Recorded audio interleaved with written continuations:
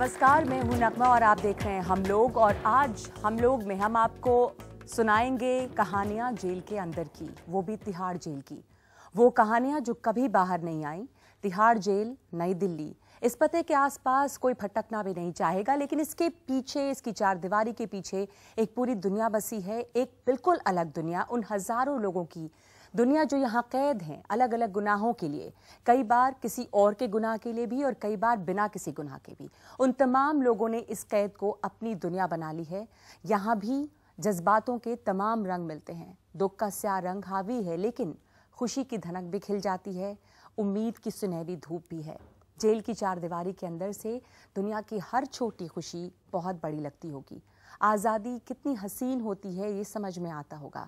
यहाँ की ज़मीन भी अलग है, आसमान भी जुदा है। जेल के अंदर जो तमाम कैदी बंद हैं, उनके कई रिश्ते पीछे छूटे हैं, कई नाते टूटे भी होंगे, लेकिन यहाँ नाते जहाँ टूट रहे हैं वहाँ पे नए नए रिश्ते जुड़ते भी हैं। और इन नए रिश्तों में एक दूसरे के साथ दुख साझा होता है, सुख बांटे जाते हैं।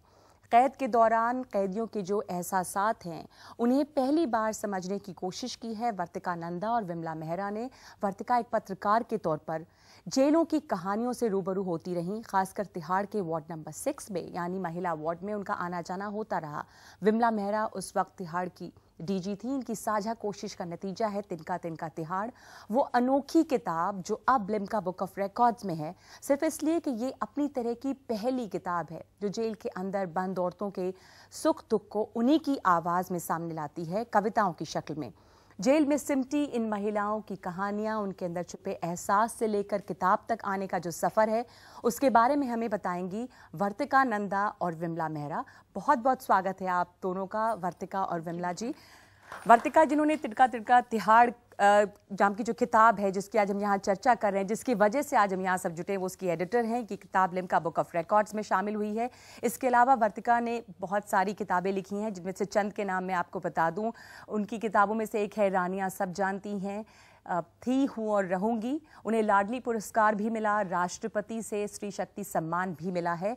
और विमला मेहरा तिहाड़ जेल की पूर्व डायरेक्टर जनरल रही हैं, तिनका तिनका तिहाड़ की एडिटर हैं और फिलहाल special CP administration Delhi police.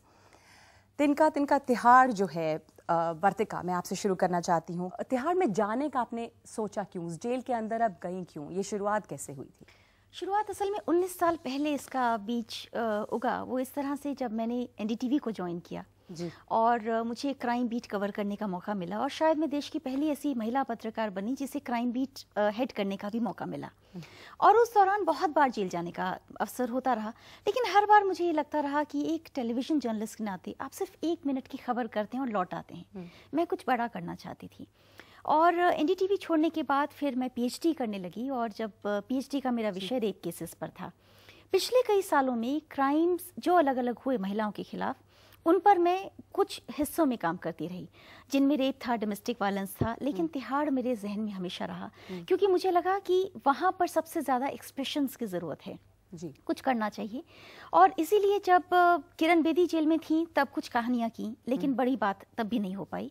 और जब Vimla Mehra ma'am DG prisons हो गई, तब मुझे लगा मैं एक बार और कोशिश करूं, और वो कोशिश बड़ी सार्थक रही, क्योंकि मैम ने मुझे ये परमिशन दी कि मैं 6 नंबर के अंदर जा सकती हूँ और जाके कैदियों से मिल सकती हूँ। और वो दिन मेरी जिंदगी के बहुत महत्वपूर्ण दिनों में से एक था, जब मैं अंदर गई और उन महिलाओं से मैंने जाकर ये पूछना शुरू किया कि पापड़ बड़ियाँ बनाने के सिवा, अगरबत्ती बनाने के सिवा ऐसा क्या है जो उनके दिल में किसी चुभन की तरह बैठा है। और उसे ये कहानी वर्तिका की जो आगे बढ़े, उसके पहले इन्होंने जो बात कही कि विमला मेहरा आप ही वो थी जिन्होंने इनको इजाज़त दी कि जेल के अंदर जाएं, वार्ड नंबर 6 के अंदर जाएं और महिलाओं से मिलें।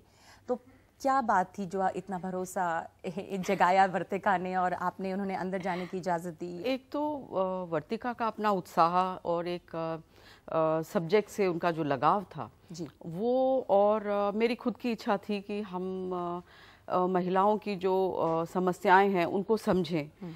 और शायद मैं अगर as director general prison jail में जाती हूँ तो खुलकर लोग बात नहीं करते कैदियों से। भाई बहनों, कैदी भाई बहन जो जेल में हैं, उनसे अगर आप मिलने जाएं तो एक आपकी पोजीशन की वजह से लोग खुल के आपसे अपनी समस्या का एक्सप्रेशन जो है वो ठीक से नहीं कर पाते।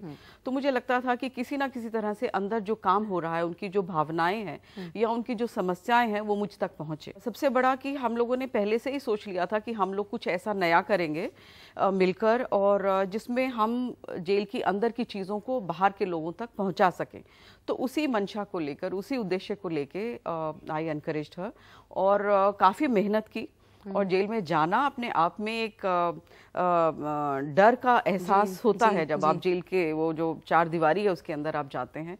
तो मुझे बहुत अच्छा लगा। शी हैड द कॉन्फिडेंस, वो उस विश्वास के साथ अंदर जाती थी और उनसे बातें करती थी, और जब भी वो आती थी तो मेरे पास कुछ ना कुछ नई चीज़ें लेकर आती थी। तो पहली बार जब आप अंदर गई होंगी, जैसा विमला जी कह रही हैं कि कदम रखने में भी एक घबराहट सी होती है, क्योंकि कई तरह की धारणाएं होती हैं कि जेल के अंदर जो तमाम लोग हैं वो बुरे ही होंगे। एक चीज़ बड़ी मज़ेदार हुई, जब पहली बार मैम से मिलने के बाद अगले विजिट में मैं गई तो मैंने टैक्सी ली, और मैंने टैक्सी वाले से कहा कि मुझे तिहाड़ जेल जाना है, तो मुझे टैक्सी नहीं मिली।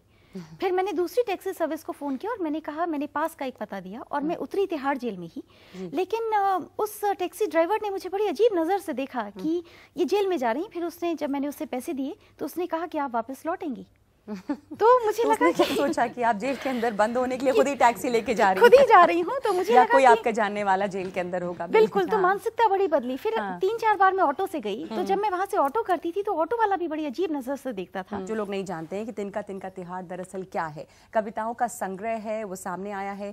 किन की कविताएं हैं, क्या उसमें बातें हैं? इसमें खास बात यह है कि हम और मैम जब इस पर डिस्कस करने लगे, हमने जेल में जाकर ये कहा कि आप में से क्या कोई कविता लिखता है। पहली बार जब मुलाकात हुई तो ज़्यादातर ने कहा नहीं। जब उन्होंने कहा नहीं तो मुझे लगा हाँ, इसमें हाँ है। और फिर धीरे धीरे बार बार जाने पर कभी कोई नैपकिन में कुछ लिख कर देने लगा, कोई पुराने कागज़ में लिख कर देने लगा। ऐसे हमें कई महिलाओं की कविताएं मिली। उनमें हमने 4 महिलाओं को चुना। वो 4 कविताएं और 4 महिलाएं ऐसी कविताओं का वो संकलन था जिसमें उनकी जेल की ज़िंदगी और निजी ज़िंदगी दोनों की एक रिफ्लेक्शन थी, और साथ ही कहीं एक पॉजिटिविटी थी। इस किताब में एक और ख़ास बात ये हुई कि मैम ने एक और परमिशन दी। वो ये दी कि हम लोग कुछ घंटे के लिए इन प्रिजनर्स को कैमरा दे सकते हैं। तो इन 4 को कैमरा दिया गया और उन्हें कहा गया आपके दिल के करीब जो भी तस्वीर है वो भी आप खींच लीजिए। उन तस्वीरों को जोड़ा गया, और जब किताब छपी तो इसमें यूनिक बात यह है कि जब किताब को खोलते हैं तो कहीं भी कोई शब्द नहीं दिखता, क्योंकि सारे शब्द अंदर हैं। कविता की किताब में सिर्फ ऊपर कविताएं, फोटोज दिखती हैं जो कैदियों ने ली हैं, और अंदर है कविता। फाड़ने पर कविता मिलती है। और एक अच्छी बात ये हुई कि अब ये 8 भाषाओं में ट्रांसलेट हो रही, इटालियन तक में ट्रांसलेट हो चुकी है, गुजराती में अगले महीने आ जाए।